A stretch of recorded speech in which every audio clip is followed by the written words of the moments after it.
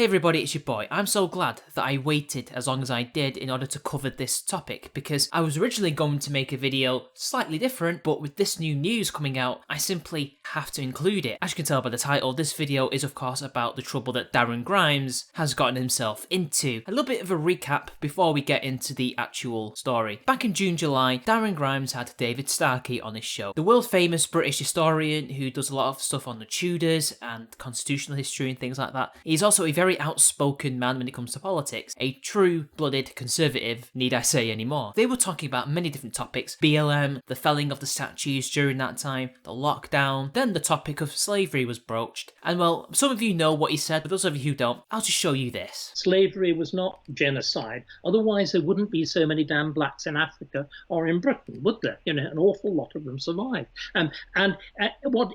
What again, there's no point in arguing against globalization or Western civilization. They are all products of it. We are all products of it. The honest teaching of the British Empire is to say, quite simply, it is the first key stage of world globalization. It's probably the most important moment in human history, and it is still with us. Its consequences are still on, and generally speaking, in most ways, actually fruitful. There are downsides, again, as the Brexit vote demonstrated. So that's how you go about tackling it. And as for the idea, as I said, that slavery is this kind of terrible disease that dare not speak its name, it only dare not speak its name, Darren, because we settled it nearly 200 years ago. We don't normally go on about the fact that Roman Catholics once upon a time didn't have the vote and weren't allowed to have their own churches because we had Catholic emancipation. And you know what? We had Catholic emancipation at pretty much exactly the same time that we got rid of slavery in the 1830s. Mm-hmm. We don't go on about that. He said the word damn. Funnily enough, it wasn't the whole slavery isn't genocide. It was the damn blacks bit that provoked the ire of the left. But not just them, but also his fellow right-wingers. So many wet Prosecco Tories came out of the woodwork to attack him, to such an extent that even Darren Grimes, a person that up until that point we were led to believe had principles and would stand for free speech, threw Starkey under the bus during his cancellation to save his own skin, saying that he didn't mean to do all this. He was just kind of off his game. He should have done better, and he should have challenged Starkey and things like that, and that they've deleted all the footage that was originally in the video. And please forgive him, because he's young and he's new to interviewing. It's not like he'd interviewed several people by that time. Don't cancel him too, guys. Unfortunately for Darren, when you side with the censors will come for you next. So earlier this week I was contacted by the Metropolitan Police and told that if I didn't attend a voluntary interview with them,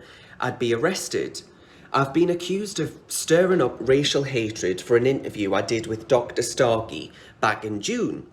Now, to me, this is just such an outrageous abuse of taxpayer cash and the trust that we have in the police as citizens.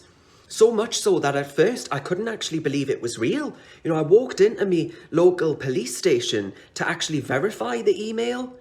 Because in my eyes, the only and no objective person has been arguing that in any way, shape or form, I am someone who has stirred up hatred. And the only hatred Dr. Starkey stirred up was against himself. You know, even after apologising, the repercussions for him after that interview had been severe.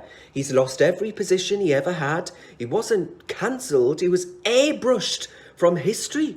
And you know, I even said myself in a statement that I hold my hands up and should have been more robust in questioning Dr. Starkey and more professional. But why would I bother if my intention from that interview or for that interview was to stir up racial hatred only a few days earlier?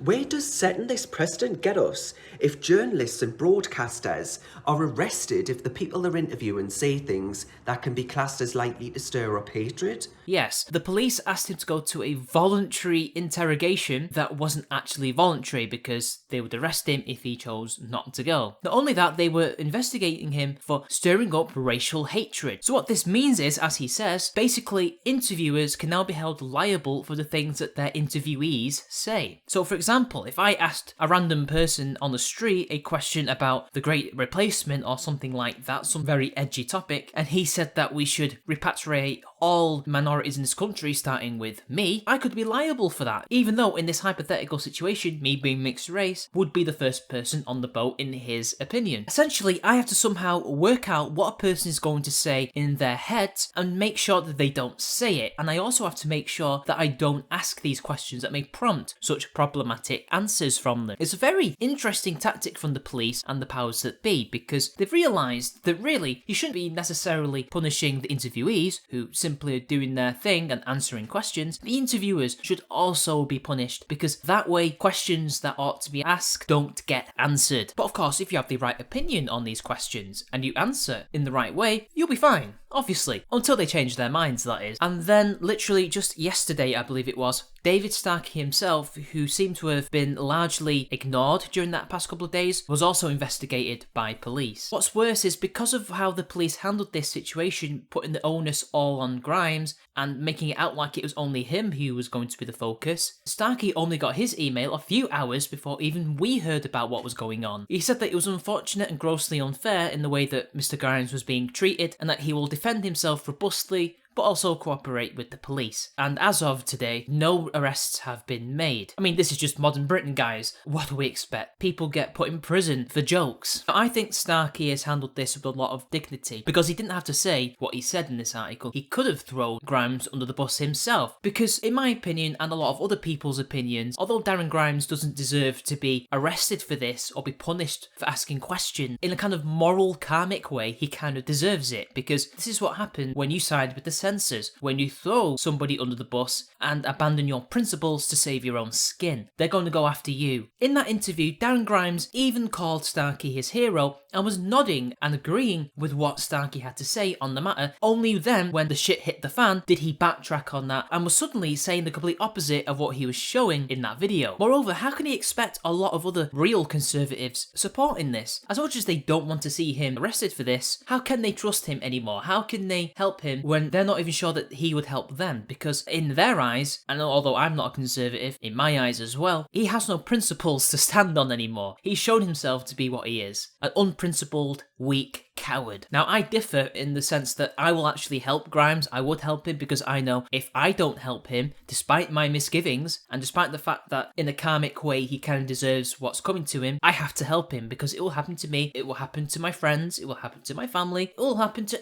anybody, and I can't allow that. So Darren Grimes should not be arrested for this. He shouldn't even be investigated for anything. He shouldn't have to be cancelled. Starkey shouldn't have to be cancelled. He lost all the positions that he ever had. He's also lost a book deal as well. He had several books coming out, and well, he's going to find it very hard to get those published anytime soon. But Darren Grimes had the perfect opportunity when the shit was hitting the fan to defend freedom of speech, to defend somebody's right to say what they wanted to say. Instead, threw him under the bus to such an extent that the controversy was so bad. Even Starkey himself, who never usually does this, apologised. Now, I guess technically speaking, it was the wrong choice of words to make. You can say these kind of things in a much more tactful way. I've seen other conservatives who obviously don't agree with what Darren Grimes did say that it was basically a stupid thing and that essentially Starkey should have known better, which I can see that, but it was emphasis. Also, he is of working class background, so maybe it's that coming out, I don't know. Maybe we're just more blunt. I mean, I'm quarter black, as a lot of you know, and it didn't even occur to me that what he said was racist, although I did worry that somebody would complain about it, but I didn't expect it to be this massive furore over the word damn. I mean, he didn't even say any slurs. He didn't even say anything like he said back in 2011 when he said that the white underclass had gone black. In fact, he came across as very anti-racist in that entire podcast. It seemed as if he'd actually improved his understanding on black culture and things like that, and was actually bang on about how a lot of the stuff that we see, like BLM, victimhood culture, was imported from America. But anyway,